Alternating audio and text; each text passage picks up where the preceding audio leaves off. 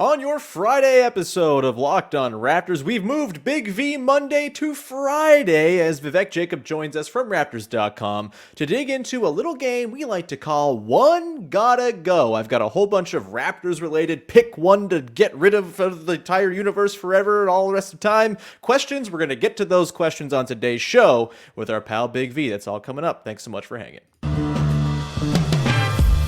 You are Locked On Raptors, your daily Toronto Raptors podcast, part of the Locked On Podcast Network, your team every day.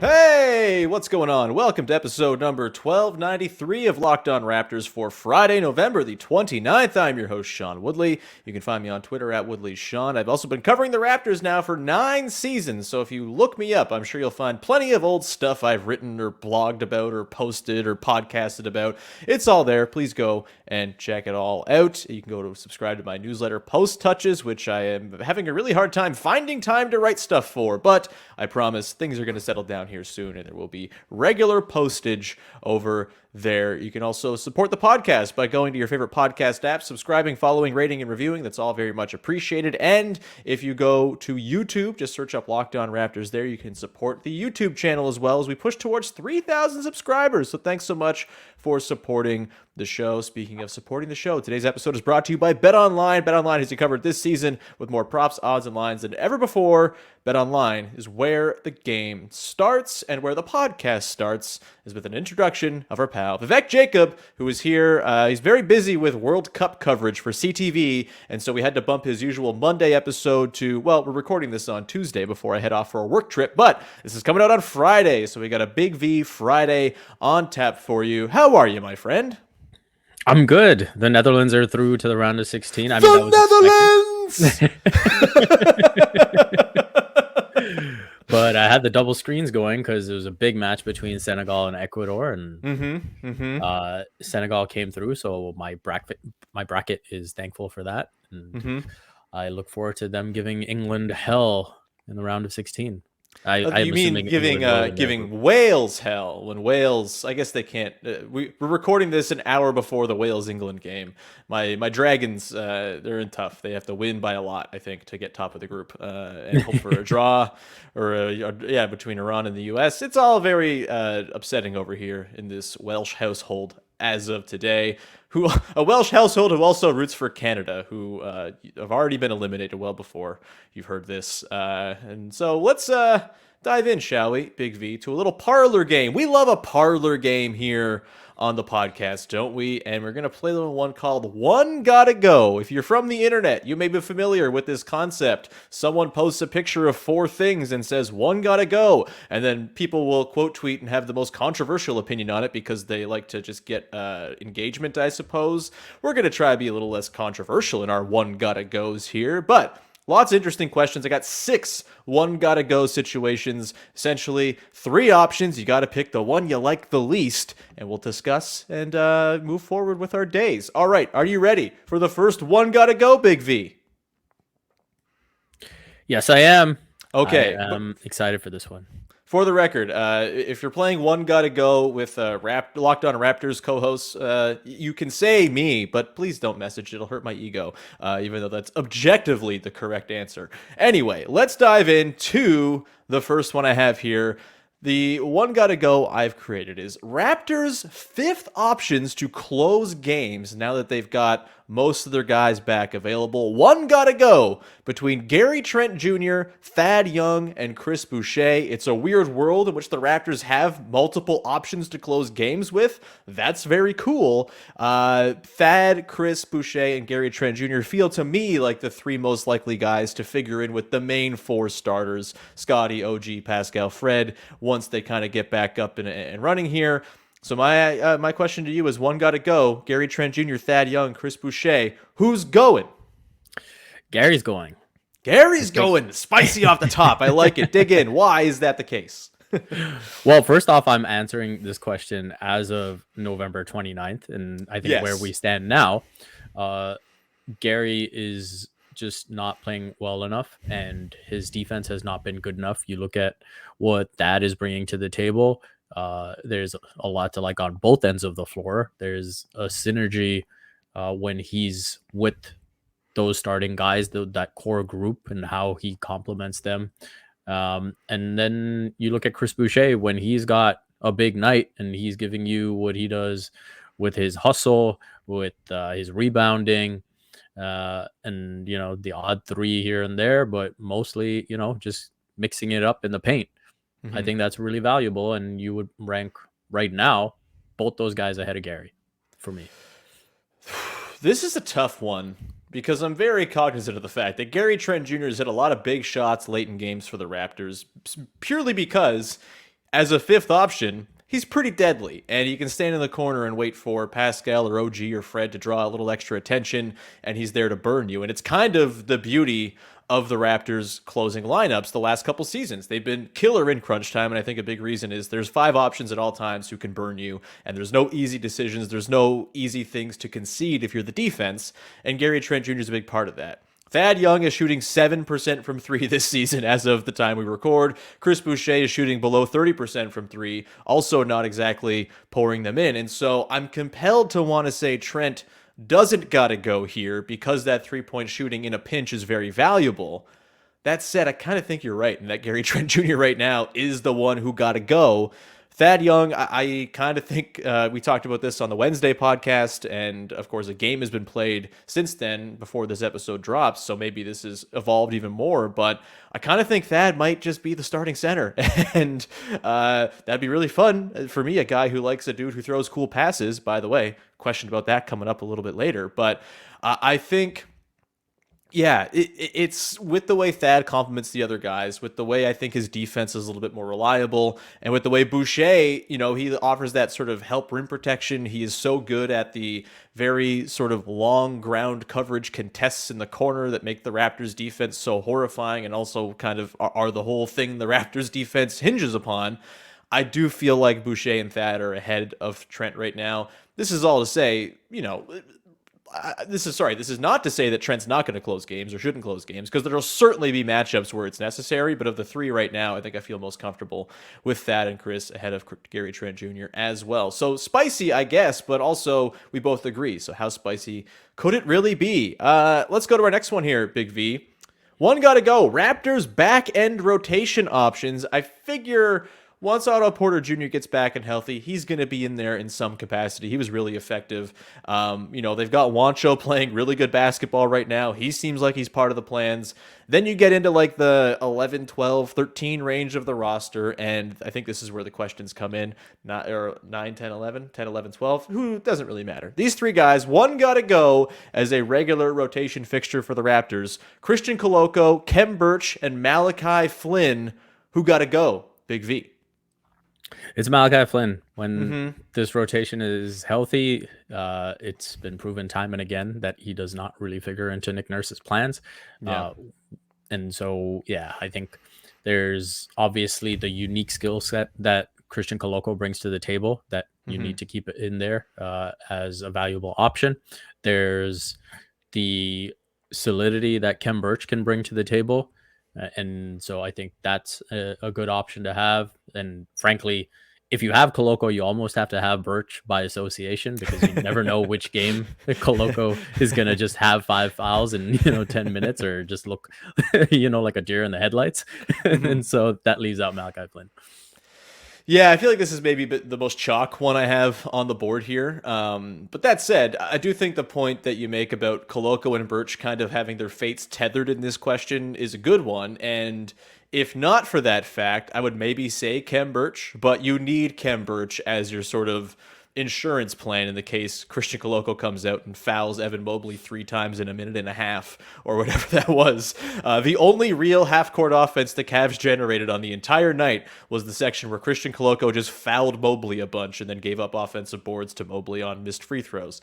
It was so pleasing to go to cleaning the glass last night and see the Raptors with 102 points per 100 possessions in the half court, and the Cavs with 71. Ooh. Ooh, the Raptors winning a game while taking fewer shots than their opponent. What a world! What a world! Again, we realize that this is 4 days old at this point when this airs. This is the trials and tribulations of having to pre-record stuff when you have a work trip to go on. Anyway, I think Flynn's the answer here. Had you asked me 2 weeks ago, I might have said Flynn's in, baby. He's looking great. He's looking like the backup point guard that was promised. Not so much the case after a couple kind of dud outings in the last stretch without Siakam available.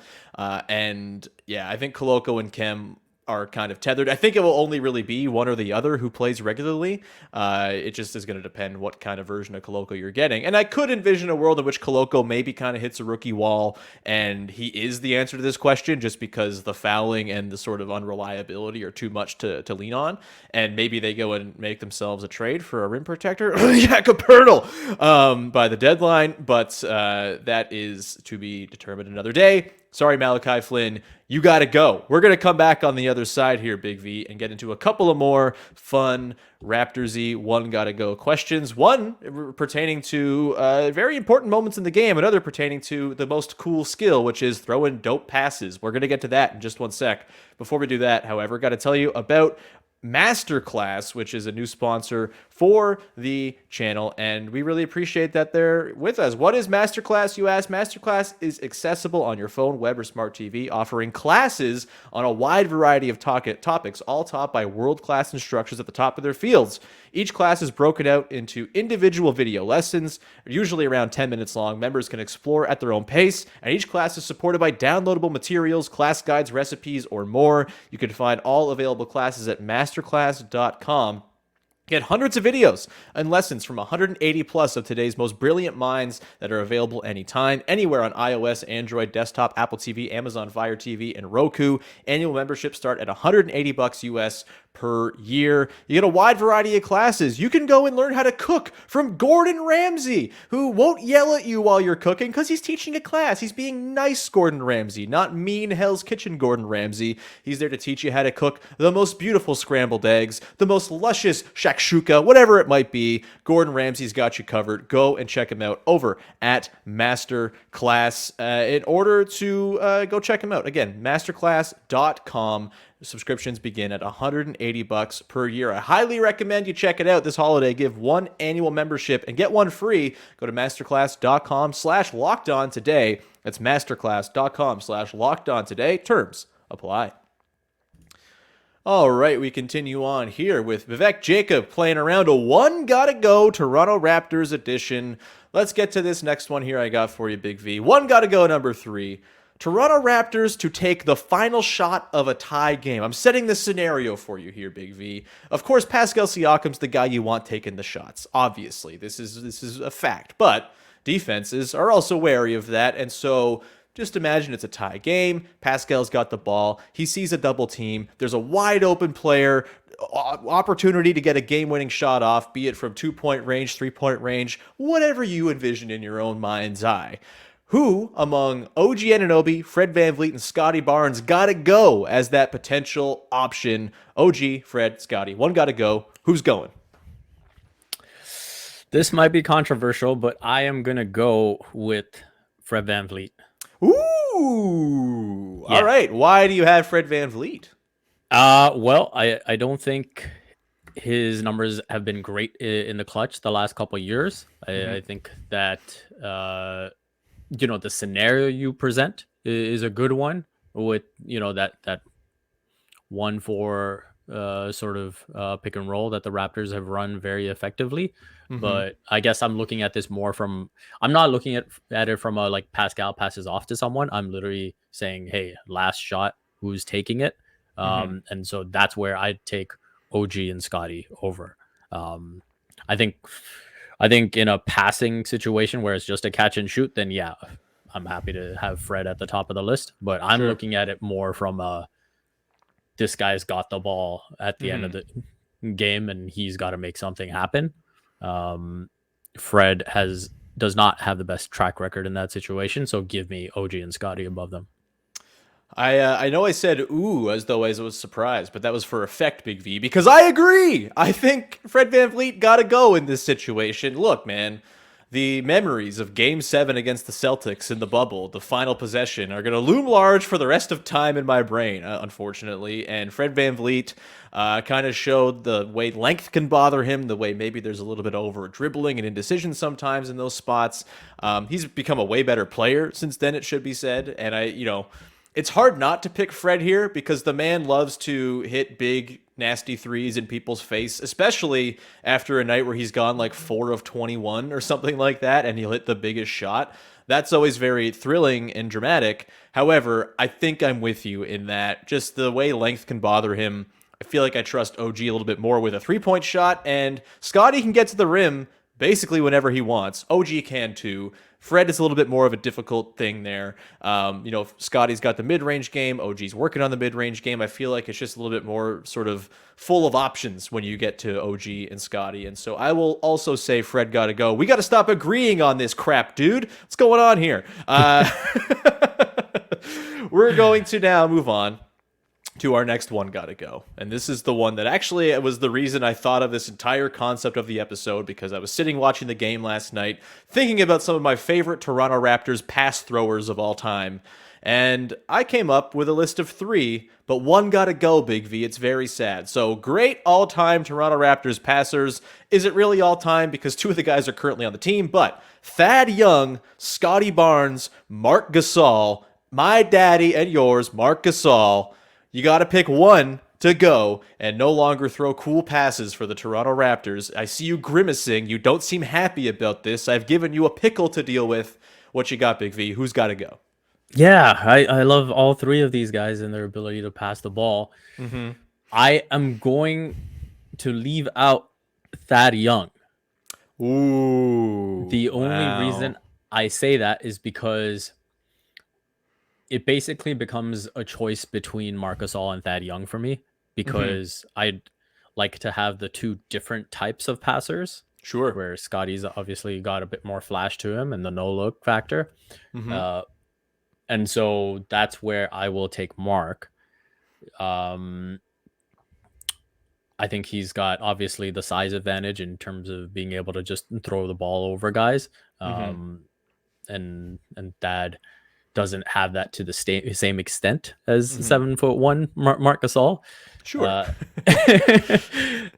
And that's literally the only separating factor for me. I mean, I love Marc and I love Thad, and sadly one gotta go.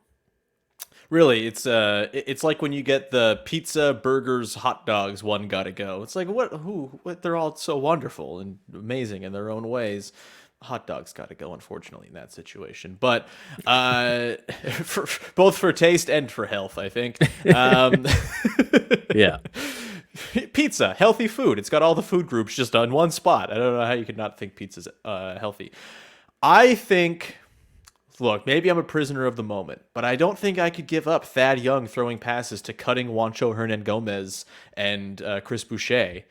And I don't think I can give up Scottie Barnes throwing brazen no-look passes that no one even knows are coming. I can't even say it. I think Marc Gasol got to go. Oh, no. Yeah, here's the thing. Marc Gasol, a fantastic passer in his time for the Raptors. There is no doubt about this. However, I will say, I think his passing acumen with the Raptors maybe never got to sort of live to its fullest, as he was never the top option on the team. His three-point shot waxed and waned, and so maybe teams respected him at the elbow a little bit less, and so you didn't get to see quite as much of it. That said, I think back to his first game with the Raptors at Madison Square Garden and the passes he was throwing to like Norm Powell and Fred VanVleet, and just like how hilariously good it made the bench look.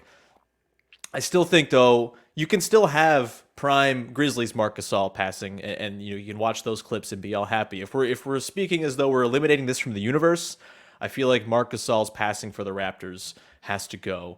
It makes me very sad, but we get the Spain element with Juancho catching all these Thad passes. That's nice, right? A little compromise. I feel like you have to come with compromises with this because it is a very difficult decision. Am I crazy for saying that Marc got to go?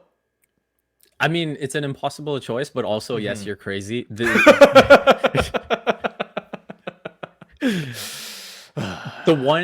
coolest stat about Marc Gasol after he came over, if you remember, the Raptors We're like middle of the pack in 3-point shooting. Yeah. When the trade happened. And as soon as he came over, the rest of the season, the remainder of the season, the Raptors were like top 3 in 3-point shooting. And that was the difference between just getting that extra second on a catch and shoot that Marc unlocked. And if you watch those games, the way he was able to pick them out, the way he was able to pop from time to time as well. I mean, I'll never forget that home game against Utah where he just completely exposed Rudy Gobert. And it was like, okay, you're going to just stand in the middle of the floor like that. I'm going to take this 3. And then he knocked down a couple and then he picked them off with the pass. And the Raptors were up like 40 before you knew it. Like, it was incredible. And yeah, Marc just unlocks so much. God, I know. I know in this business we're supposed to be convicted in our takes and, Stephen A. Smith it up and not waver at all. Just continue to hammer home our takes. I think you might have just convinced me. I'm now thinking back. Think of the pre-Marc Gasol times with that Raptors team. And the whole thing was, there's the Kawhi offense and then there's the rest of the offense. And then they never really kind of come together. Marc Gasol is the reason that team did tie everything together. He was the big, beautiful Spanish bow that put everything into the same little box and package for the Raptors, and it was a pretty awesome package. A championship-winning package, actually. So maybe I undersold Marc Gasol's passing. It's all good. That's the fun of this. Thad got to go. I'm sorry. I've changed my mind. Thad got to go. You're right. I hate it, but Thad got to go. I don't like it. I'm mad at myself for making this question. We're going to come back on the other side with questions that might make us a little less stressed out. We're going to recover from this question. Yeah, look, I love how I did this thing that's entirely non-binding, isn't real, is totally hypothetical, and yet my guts are being ripped out to have to say Thad Young can't throw passes in the world that we live in anymore. Big bummer. Before we move on, actually, is there another Raptors passer from history who could have been included in this question to make it even more difficult? A passer who could have been included to make it more difficult. It's pretty lean. To think on that. Yeah, it's kind of a grim picture before that. I also can't really think of any. It's not like they had any beautiful big man passes getting thrown by Pop So or Jerome Moiso or Antonio Davis back in the day. Yeah, so. like Kyle is just like a very correct and like functional ass passer. Yeah. I mean, DeMar got real good in that last season that he was with the Raptors too. He's probably on the list as well. But Thad. I'm sorry, Thad.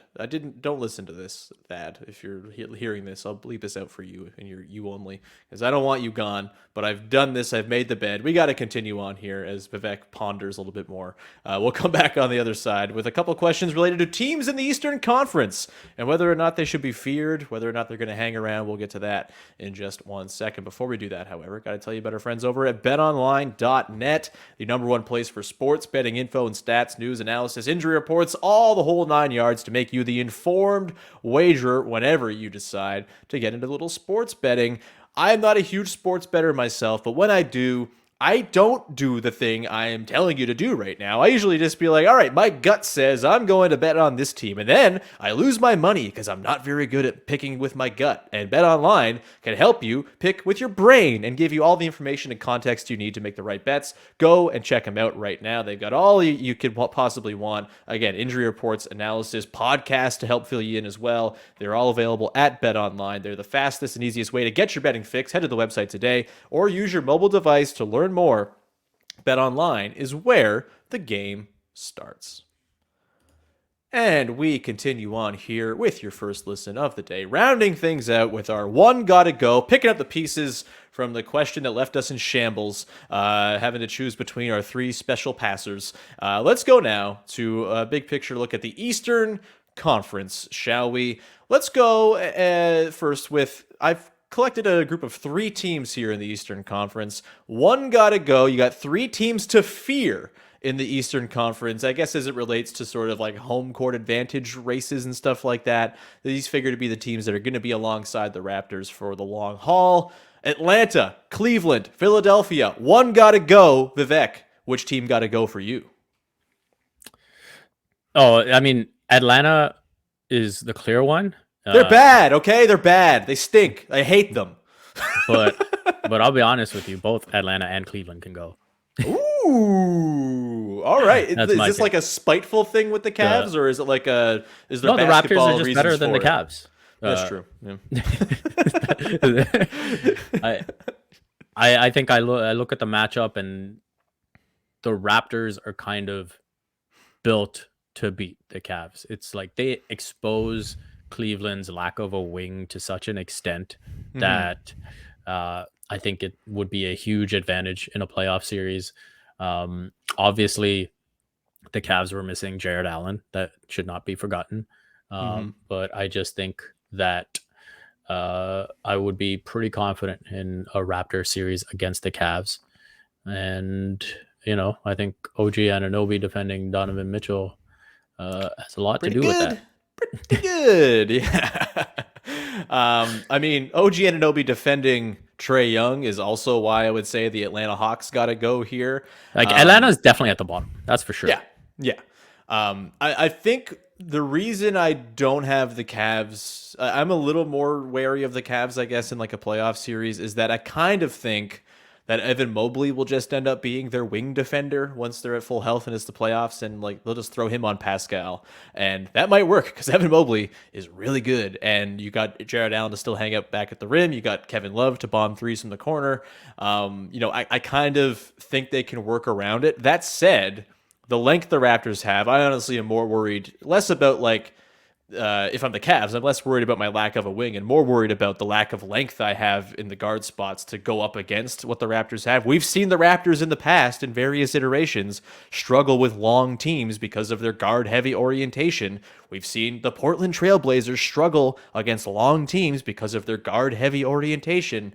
I feel like that could be a very similar case with the Cavaliers in the postseason. It's a tough thing to do, is to win with a bunch of 6'1" guards. And like Garland and Mitchell, I think probably play a little bigger than that. Like they're like 6'3", I guess. And Mitchell's Garland has proven to be a big problem for the Raptors. Like he seems to be able to get wherever he wants to against the Raptors. In the first game, not the case. Obviously, he only played like 13 minutes before getting his eye gouged out. But yeah, exactly. He was getting like completely cooked in that first quarter by the length and the sort of imposing nature. When he got it on the run against the Raptors in that game on Monday, he was devastating for sure. And I think he was clearly the better of the two guards in that game. But I feel like as long as you can kind of keep one of those guys out of the action and force the other one to have to do it all because OG is just so smothering on the other, I feel like you'll be able to get by. And so that would be a concern if I'm Cleveland. And no consideration for Philly here, even though, they're Philly and they like to be Philly all over the place sometimes. No, I mean, as fun as it is to mock Philly and make the jokes and troll them, I have a lot of respect for Philly. Embiid's really good. It's just hard to overcome. He's fantastic. Yeah. Don't have respect for, some of the, the way they play, but they are effective at what they do. Just you assume full health right now. Raptors against any of these three teams. Just give me a very quick winner of the series and how many games. Like Raptors, Atlanta, Raptors, Cavs, Raptors, Sixers. Sitting here on November the 29th as we record. Raptors beat the Hawks in 4 or 5. Raptors. Yeah. Let's go 5. I'll give them 1. Raptors beat the Cavs in 6.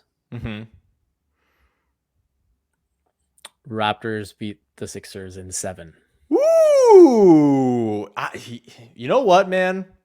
It's been 10 games, or it was 10 games without Pascal Siakam, so I think people kind of forgot how good the Raptors looked before Siakam went out. I think there's a very real case that they're the third best team in the Eastern Conference, and I don't think it's crazy to pick them ahead of any of those teams in a playoff series. They are going to be good, I think, once they can need help. Head of steam going. They sure do. But less so when Juancho Hernan-Gomez is this wonderfully capable spot starter, I guess. we'll round out here with the last one. Surprising Eastern Conference teams that we gotta pick one essentially that is going to fall off. The three teams I have here, I had to shoehorn the third in because there's only two real surprise teams, I guess. It's the Washington Wizards, who are 11-10, and I guess they're surprising because I thought they would be way worse. The Indiana Pacers, who are super fun, and the Brooklyn Nets, who I guess surprisingly have started to look like a basketball team the last couple weeks, despite having plenty of stretches where they really don't look like a basketball team or look like they care at all. Those three teams, we'll put them in this category of surprises. One gotta go. Who gotta go for you? I will say the Washington Wizards. Yeah, they are not good. It's all fake. They do it every year. 8-2 start. Oh no, they're awful. This is their thing. Yeah, I think they're tailor-made to be a tank team. Like halfway through the season, they've got the excuses with Kristaps potentially having some type of issue, whether it's the back, the knee, whatever, and then he can just sit out the rest of the season. Bradley Beal has kind of been up and down, so I could see them at some point just saying, hey, maybe you've got some issue, take it easy. And that'll start it off. With Indiana, man, Tyrese Halliburton is balling. Like, he's real good, man. He's awesome. I saw a stat that the last 3 games, I believe, I don't think it includes the Lakers game, but maybe it does.